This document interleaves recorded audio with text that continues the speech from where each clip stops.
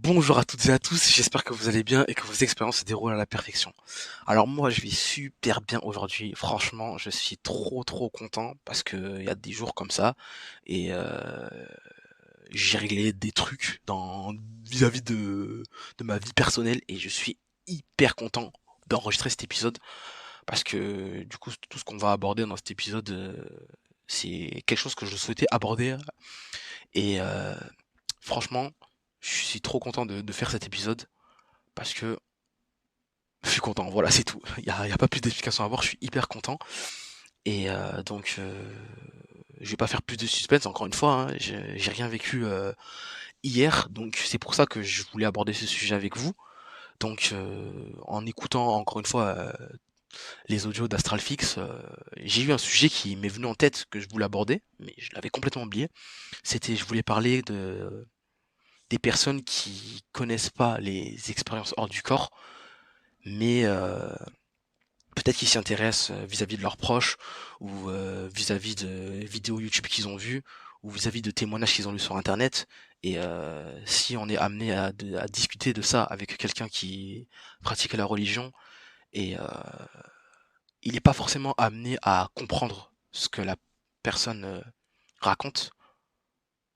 Et du coup, euh, c'est normal que si on raconte ça à la personne, elle soit dans le jugement ou qu'elle ne peut pas nous croire parce que c'est irrationnel, ce que je comprends et que j'entends totalement, ça te dépasse totalement et je comprends que si toi tu parles de ça avec quelqu'un qui n'est pas du tout dans tout ça, qui n'est pas du tout dans cette pratique, en fait ne va pas accabler la personne parce que elle pense pas comme toi.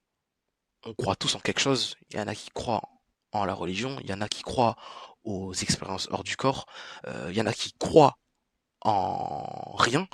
Et si tu es amené à discuter de ça, donc des expériences hors du corps, des sorties hors du corps avec quelqu'un qui pratique la religion, et que tu veux lui exposer ton point de vue parce que ça fait partie de toi, ben en vrai, faut pas être vexé parce que la personne ne comprend pas ce qu'elle te dit.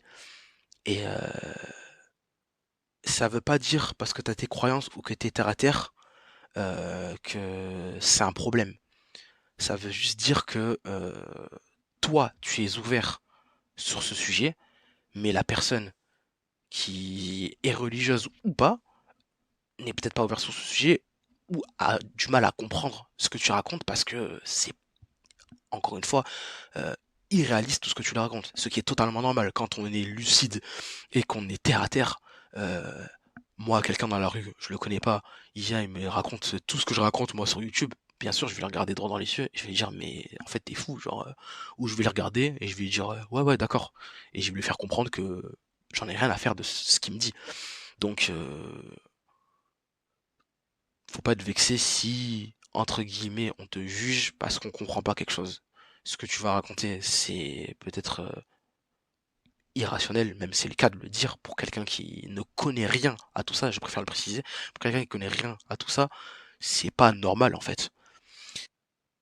C'est pour ça que les expériences hors du corps et les sorties hors du corps, on peut pas en parler avec tout le monde parce que la plupart des gens soit ne connaissent rien sur le sujet, soit pratiquent une religion, donc forcément ça va pas en accord avec ce que tu racontes, soit ils sont pas du tout ouverts et à cause des clichés qu'on raconte, euh, ils s'arrêtent à ce type de clichés et ils voient pas plus loin que leur nez.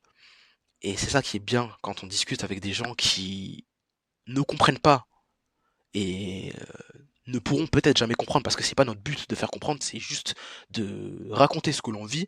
Et si toi t'es curieux et que tu veux vivre ces expériences, tu vis ces expériences. Et si t'es pas curieux et que tu préfères rester dans la manière dans laquelle tu penses les choses, grand bien te fasse.